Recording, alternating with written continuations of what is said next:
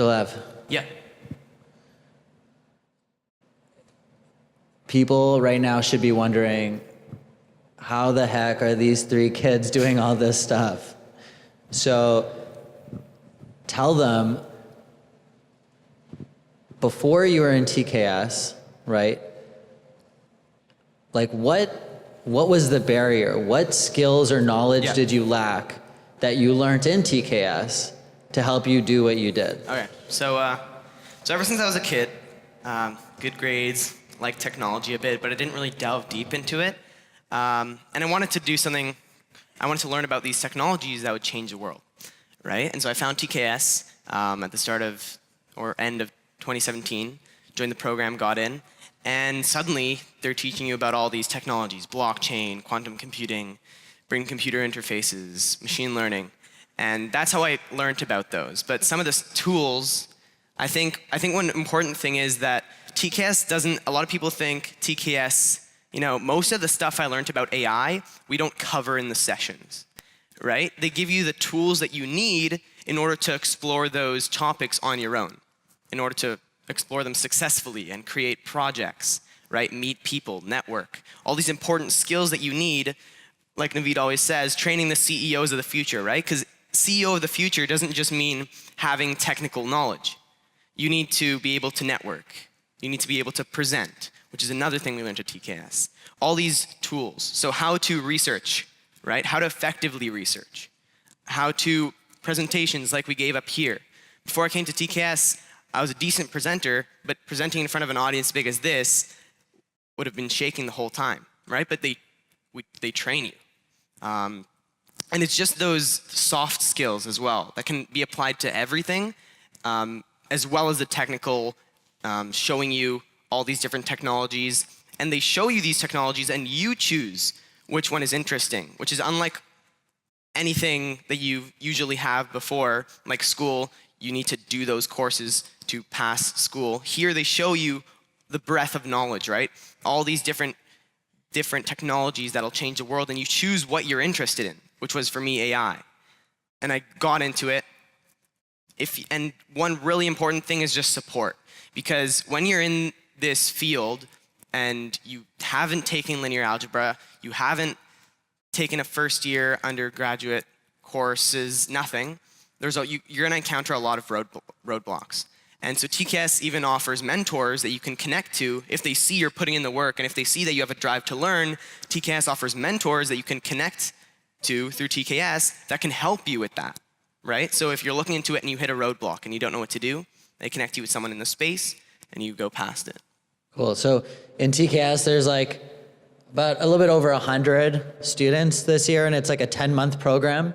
So Sabarish, like today they saw, AI, VR, BCI. What are some of the other, students in TKS working on? So some of the other students in TKS are working on things like genomics and blockchain, like Ananya did some stuff with blockchain, but there are other people who are going even further within these spaces. An example is even here at TKS Innovate, Ayan and Samarth are working on something really cool with pharmacogenomics, and they're working on something that can allow you to edit genes even faster than you can right now. And then at TKS, Ben Nashman, who founded Synex Medical, is working on a really cool ring that can non-invasively test your blood and tell you your blood sugar levels. So a lot of students at TKS are working on these really cool technologies, and they're able to learn about these technologies through the help from TKS and reaching out to these mentors and really taking advantage of all the resources that are out there right now on the internet. Okay, so I'm going to get a little bit controversial here. So Ananya, what are some things that you thought was true, that some people here might think was true, that as you've learned in your journey, you've learned that like they're not true? Like a lot of things that students normally believe that may not be the right thing to believe. And by the way, when Ananya gives her answer, like think about some of these things, and you guys can also chime in after. Like they've talked to a lot of CEOs, executives from around the world, and they've gotten a lot of mentorship and guidance from not just us at TKS, but like very successful people. And so what are some of the things that you learned from them that you actually thought the opposite, before you came into the program? So the first thing I want to talk about is really interesting.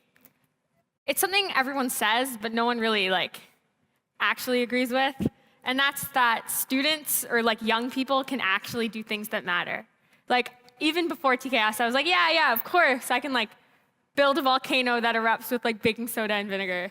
But I didn't really think about what the implications were or what it actually meant in terms of making an impact while you're young or doing interesting things. And I think that there's a lot of learning and a lot of growth and a lot of things that you can do regardless of your age if you have the willingness and the mindset to be able to put in the work and make it happen. And I think that was the first thing that was really important to learn, because only when I think you accept the fact that you can be amazing, then you can go do cool things.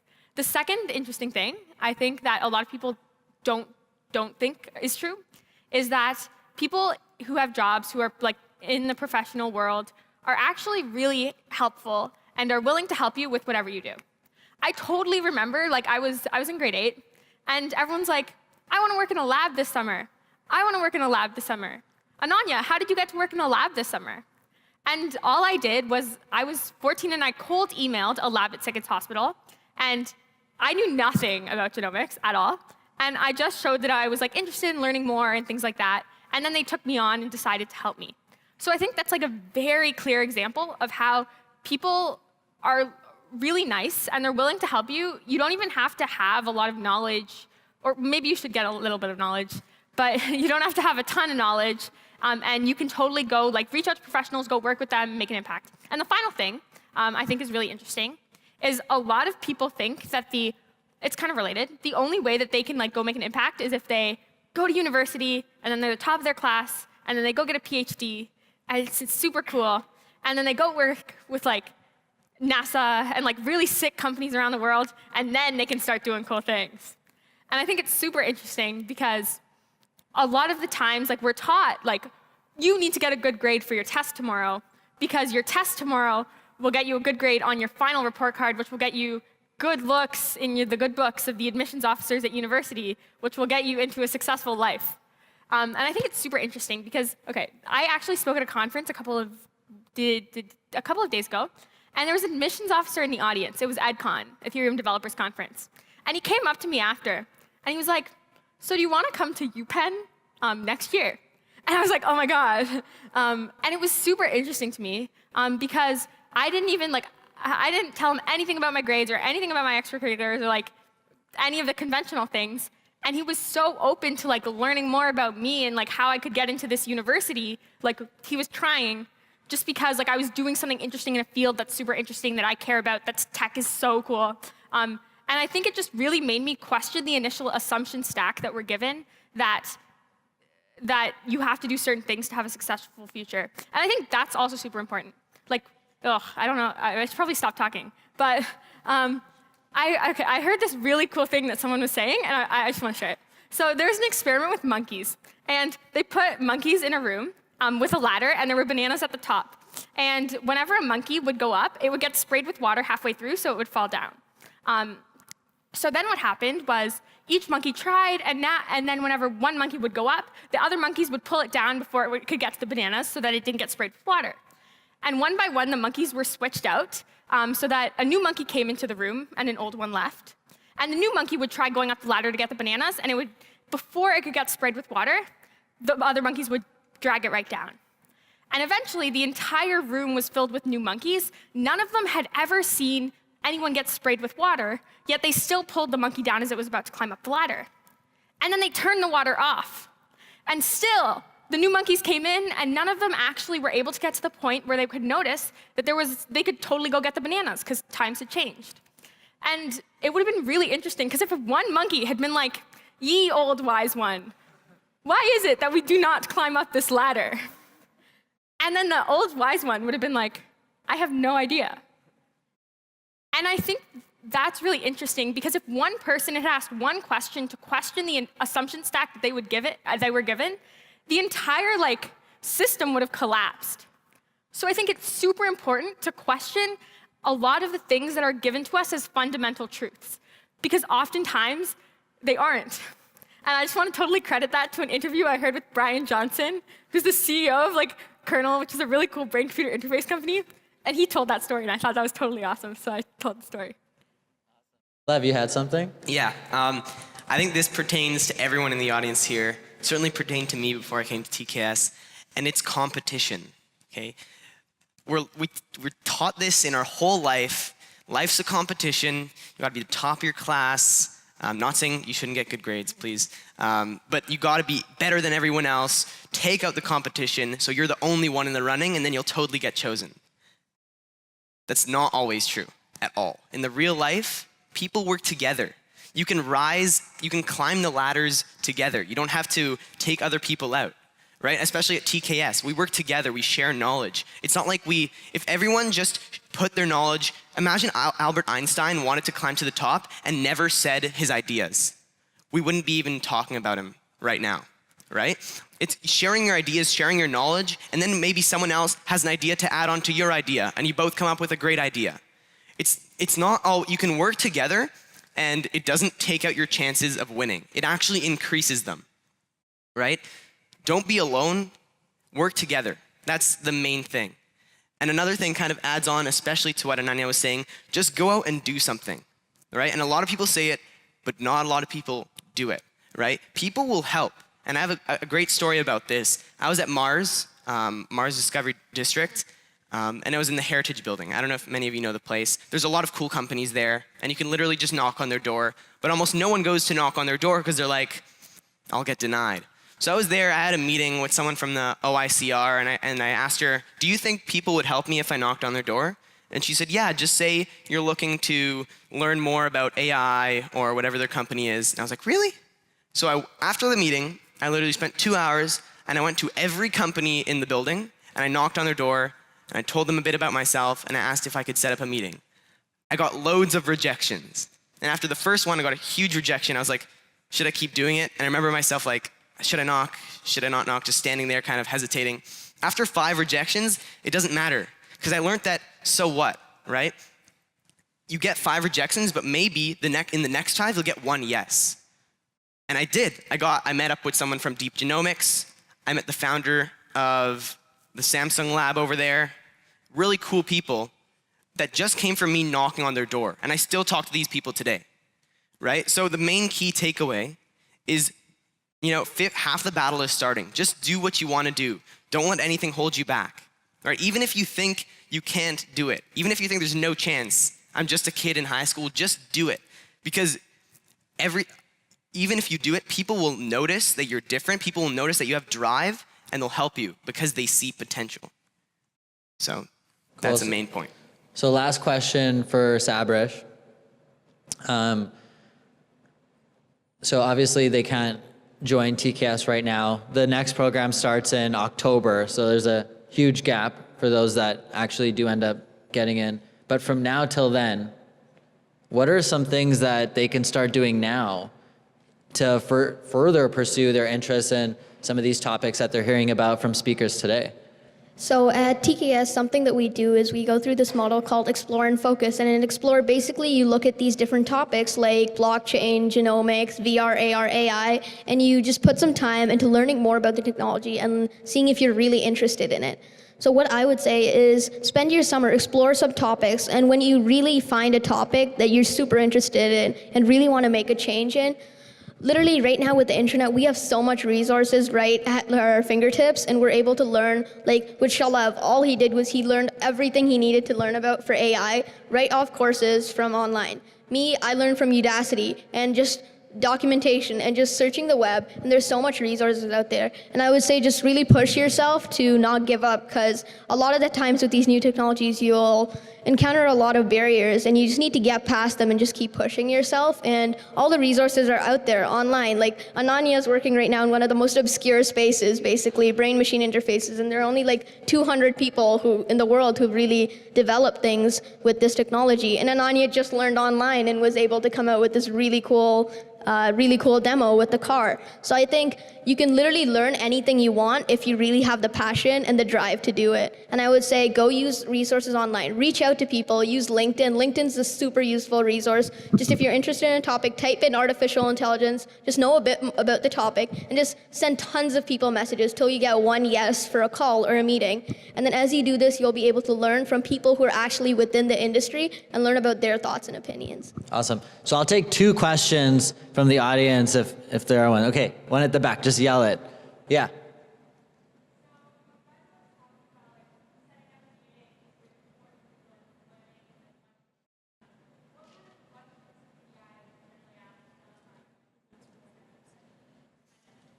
Yeah. So what kind of questions during the meeting, or how to set up those meetings? Yeah. So go back to the knocking story. When you knock, first thing you want to do, first impressions are everything, right? You want to show that you have a drive to learn. You want to show, of course, it's really important to just know what you're talking about. Don't spit out stuff and don't expect, so they don't ask questions and you don't know the answer to. Know kind of a bit what you're talking about, right? So if you're talking about brain-computer interface, research it a bit and then go. Don't just go ask people without. Like research it a lot. Yeah, research it a lot, what Navid said. But during the meeting, I think ask for advice, because you need to take advantage of the resources that you have, really important. And the thing is, the internet right now is the largest collection of knowledge that's ever existed in human existence, okay? Ever. But the problem is that when you encounter a problem in the internet, now you have to go search for so many other things, and we all know it's sometimes really hard to find what you're looking for. You have a person in front of you that's done all this, gone through university, maybe, done all the research. You can literally ask them any question and they have to dig through all the neurons in their brain to try to find the answer. Take advantage of that resource. Ask for advice on what the next steps are. Tell them what you've done, tell them what you're interested in, and ask, what should you do to delve deeper? That's main thing, advice. Yeah, Can I pipe in? Yeah. So I think the first thing to do when you're in a meeting with someone who's super interesting is just quickly build your legitimacy so that they know that they're not talking to a random kid who doesn't know anything. And then once you do that, just by sharing a little bit about yourself, you can jump into some interesting questions. There's one saying, adding on to what Shalev said, it's from the song by Pitbull and Christina Aguilera, but it's super true. And it's ask for money, you get advice. Ask for advice, get money twice. So it's super important to ask for advice, because then people will be like, oh, she just wants to learn, let me help this child. And then you should ask for, what I usually ask for, what are some resources to learn from that are good, and I specify it to what I want to learn. What are some things I should know if I want to go deeper into the space? Here's one thing that I started asking to everybody in conversation, which is, what's something interesting you're learning about recently, or you've learned about recently? It's actually a super good question to start a conversation if the person's cool.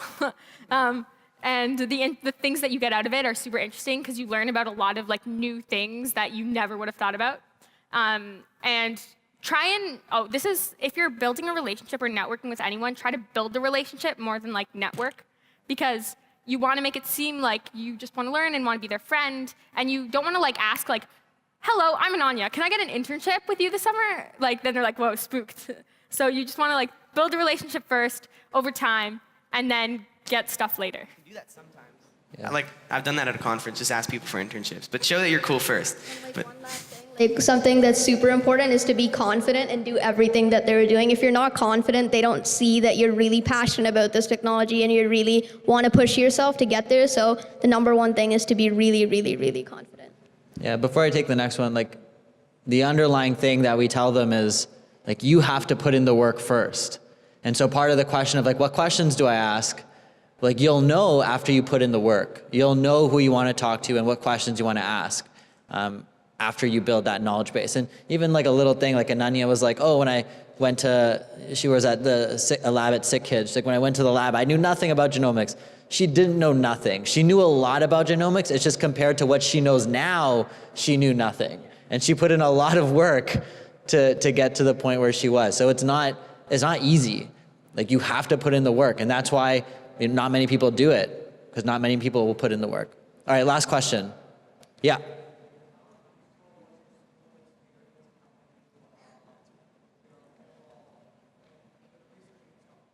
So how useful was your school experience in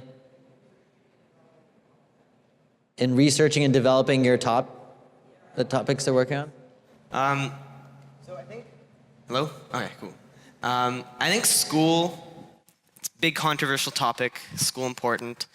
But the thing is, my thoughts about school are, school was made in medieval times, okay? Most people didn't even have access to books. I'm not saying school is bad, but school was made a long time ago.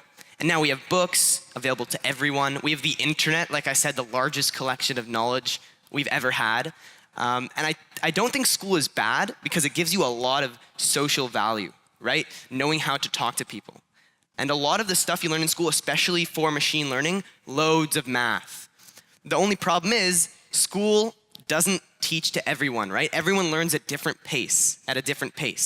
And so someone might learn very slow, which is okay, and someone might learn very fast, which is okay. Everyone's different, right? But they have to appeal to everyone, so they just go for the very slow. And then, if you're that person that learns very fast, you're just bored in class and you have nothing to do. And you might annoy the teacher, which is me sometimes, but that's what happens, right? And I think school is important in that aspect of the social aspect, but sometimes you learn ideologies that you have to unlearn when you're going into the real world. Like I said, that everything's a competition. It's not true, right? You can work together. And so regarding your research, I think it's a hard question. But regarding your research, we do research projects in school, but the point is we always go to a certain point and we never go past that point, right? They tell you just learn this and then forget it, right? That one project. When in the real world, when you're interested in something, it's ongoing. You're always learning. So use that, and you'll learn as you go when you're researching. Like you learn this, then you learn another thing, but just start, right? Something I believe in 100%. And one last thing I want to say about school, and this is something I heard Elon Musk say, and ever since I heard it, totally believe in it. School, in my opinion, teaches to the tools. So it's like having a course on a screwdriver, on nails, on a hammer, and then you have a course on an engine where you put them all together, right? They don't teach you why the nail's important or why the screwdriver is important, right? A lot of people may ask their teachers, why are we learning quadratic equation? Why is this important, right? Whereas I believe in teaching to the problem.